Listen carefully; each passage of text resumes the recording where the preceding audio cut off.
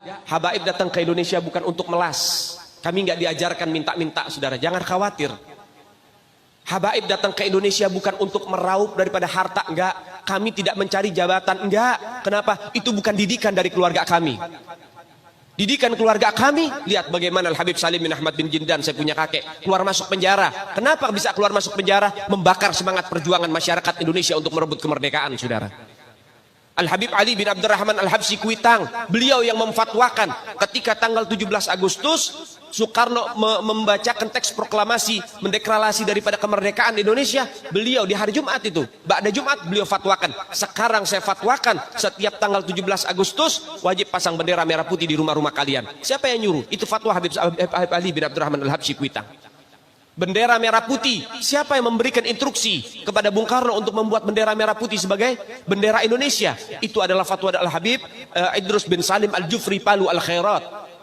Lambang negara Garuda, siapa yang buat? Al-Habib Asy-Syarif Hamid Al-Gadri dari Pontianak, keluarga baginda Nabi Muhammad.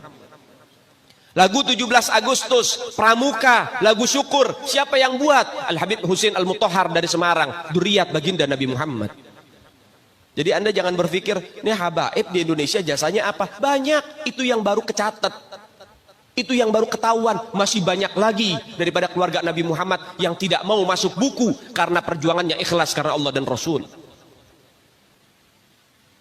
Banyak, saudara. Siapa Imam Bonjol? Semua pasti bilang pahlawan. Betul apa enggak? Imam Bonjol pahlawan Indonesia bukan? Pahlawan nasional bukan? Sekarang siapa namanya Imam Bonjol? Al-Habib Muhammad Syahabuddin, beliau habaib dari kalangan bin Syahab. Imam Bonjol itu bin Syahab, masih daripada kakeknya Habib Rizik, saudara sekalian. Itu keluarga daripada Nabiuna Muhammad, keturunan Sayyiduna Muhammad.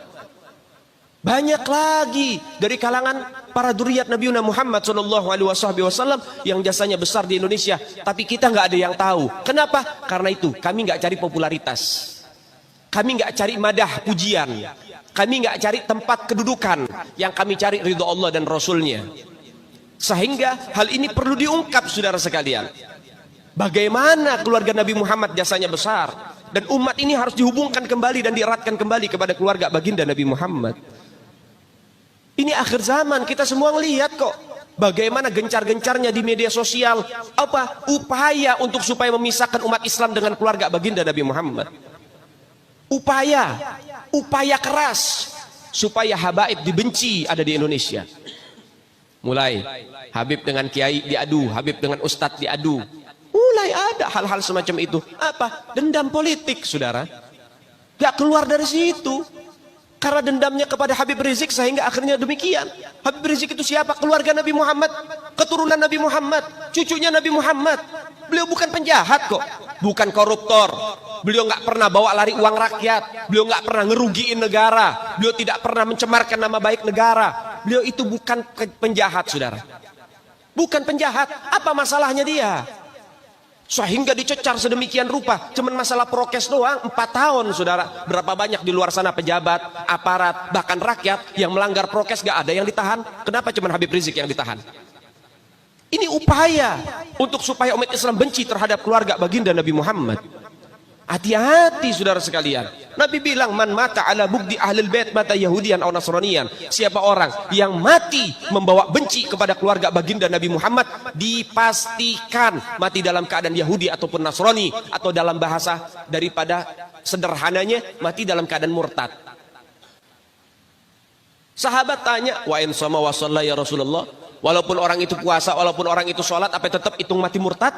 Apa kata Nabi? Wa in sama wa shalla, walaupun orang itu puasa, walaupun orang itu sholat, kalau dia mati bawa benci kepada keluarga Nabi Muhammad, dipastikan mati dalam keadaan murtad. Ini Nabi yang punya mau, bukan kita habaib. Dan seharusnya yang membahas masalah fadailul ahlul bait, keutamaan para habaib, bukan dari mulut saya, bukan dari mulut Habib Khalid wala Habib yang lain, bukan, tapi daripada mulut para guru-guru kita. Mereka yang lebih punya kewajiban untuk membahas masalah ini ke umat, saudara. Kenapa? Supaya tidak ada fitnah.